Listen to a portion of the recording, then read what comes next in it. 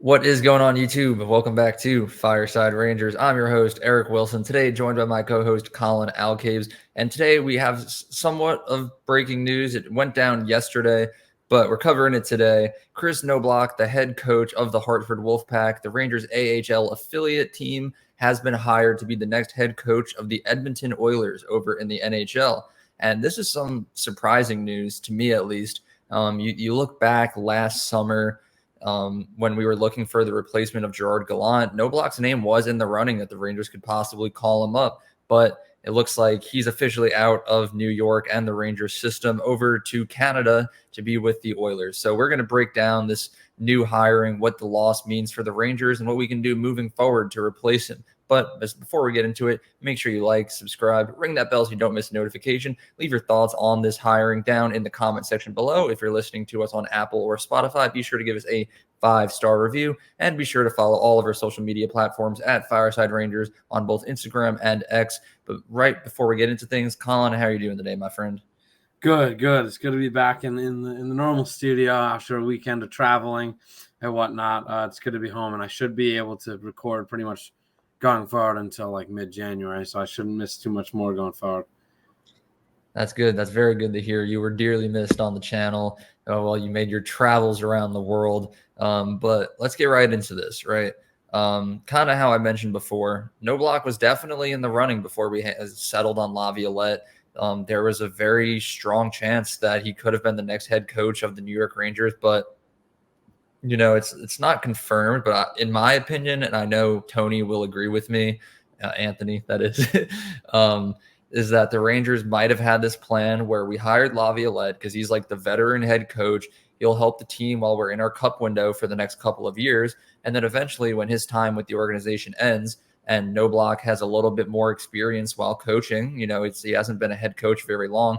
That's when the Rangers would have tried to make their next hiring for him to come up to the NHL. So, clearly the Oilers had the jump on that. But, looking back at that original plan, Collin, do you think that's what the Rangers were going for? And I know we're obviously very satisfied with Laviolette, but before we knew what was going to happen and how it was going to play out, were you a supporter of Knoblauch coming up to be the head coach of the Rangers? I like Knoblauch. I like what he's done in the AHL. He's had some success there. Obviously, he had brief success in the NHL. He had a couple game stint when Gallant had COVID, when we drubbed the Flyers for like 9 goals.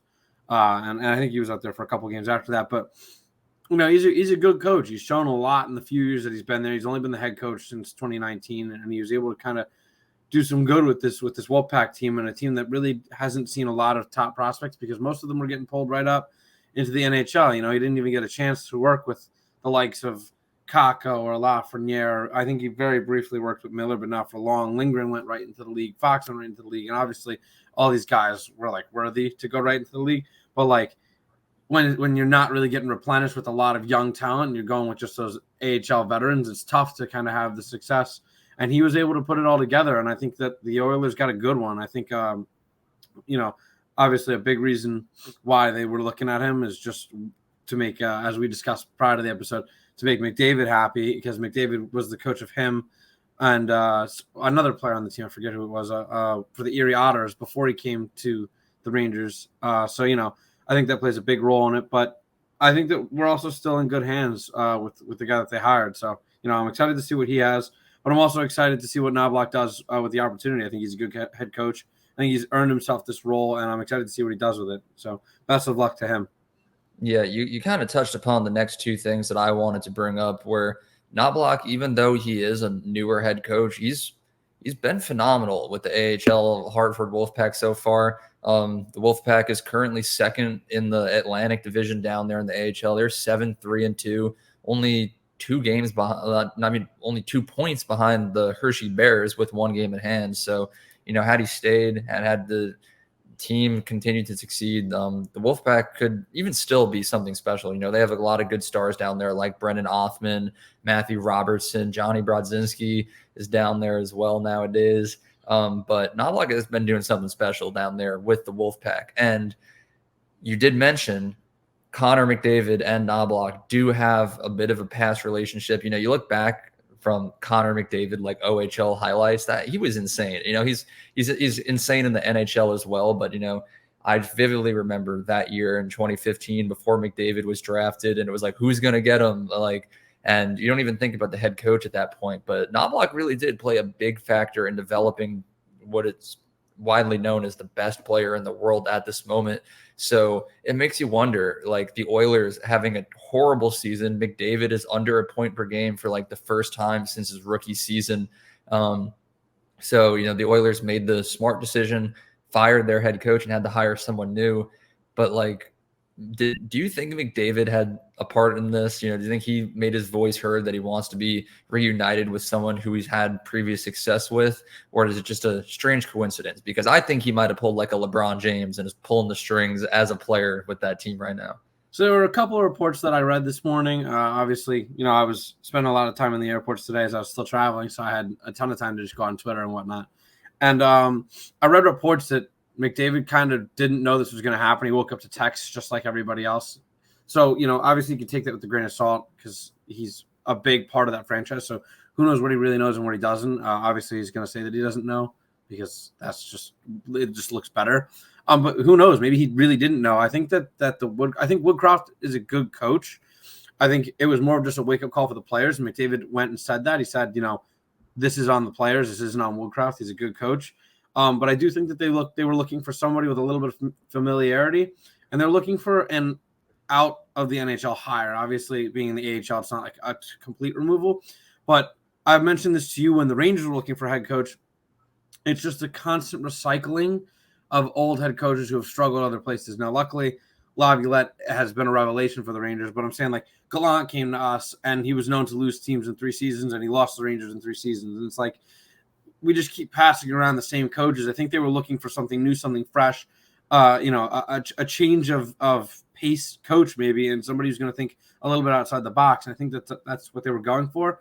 Whether McDavid had a role or not, I don't know if he directly had a role. I don't think because if he didn't know about the hiring and the firing, I don't think he could have been like, hey, go and get this guy. But I think that they definitely kept him in mind when looking for another coach. And I think that Knoblauch fit the bill, for what they were looking for, and also had the familiarity. It was a win-win and checked both of the boxes for the Edmonton Oilers.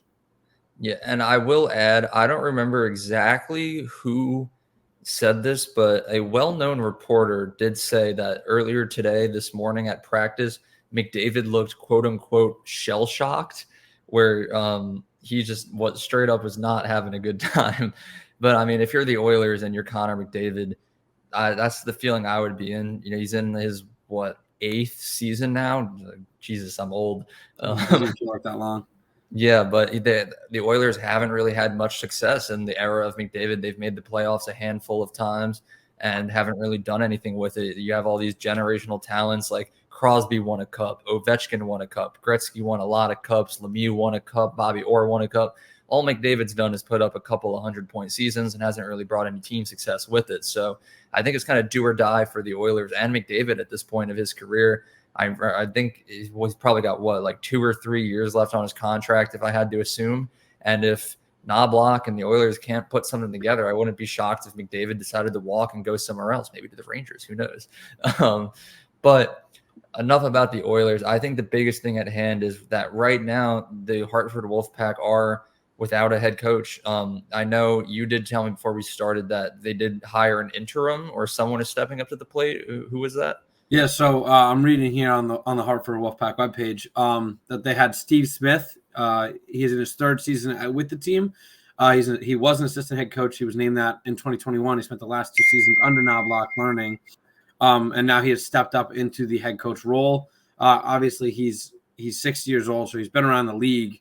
He was an assistant coach with the Flames, the Oilers, the Hurricanes, and the Sabres in the NHL. So he has a lot of experience at the coaching position, not necessarily the head coaching position, but sometimes the best head coaches are made out of really good assistant coaches. My apologies. So I think that's a good fit for now. Will it be a long-term solution?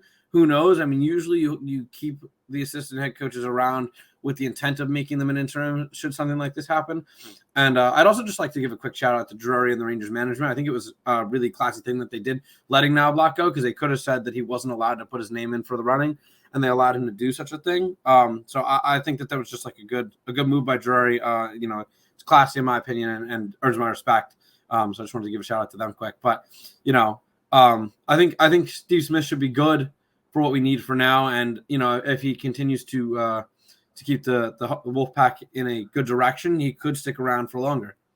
Yeah, I think that is the big question at hand, where he's stepping up right now, and he might be a solid solution for this problem at the moment. He's been with the team for a couple of years, but he's never had the head coaching experience in the AHL. So even if he's not the permanent solution, let's say he plays out the remainder of the season as head coach, where do the Rangers even look? Because, kind of how you touched upon earlier in the episode, it's kind of like a revolving door of just washed up old head coaches that couldn't find success. Like, there's just a bunch of Gerard Gallants out there. Who knows? Maybe the Wolfpack will hire Gallant. He just gets demoted to the AHL after a little bit. But who knows at this point? I don't even know what names are out there on the market. So it's going to be interesting to see what happens in the future with the Wolfpack. Who's going to be the new head coach? How is Knoblauch going to perform in the NHL full-time for the first time in his coaching career? And how long is he going to be there? I kind of brought up earlier how maybe the Rangers had a plan to utilize Knoblauch in a couple of years once Laviolette's tenure was done. But just because Knoblauch's hired, that plan could still be in effect. Maybe the Oilers are really bad in a few years, he gets fired, and the Rangers are just like, come on back in, we're still ready for you. So this is kind of just a waiting game to see. I've never been a huge fan of the Oilers, but now that I know who's behind the bench, I might be paying a little bit more attention to those games. But we'll be sure to cover everything about this current situation, especially with the Hartford Wolfpack and as successful as they've been. So if you're interested in seeing how that coaching and the rest of the team figures out the rest of their season, be sure to like, subscribe, ring that bell so you don't miss a notification. If you're watching us on Apple or Spotify, please give us a 5-star review, and be sure to follow us on all of our social media platforms at Fireside Rangers on both Instagram and X for daily updates and discussions. And until next time, have a good one, and let's go Rangers.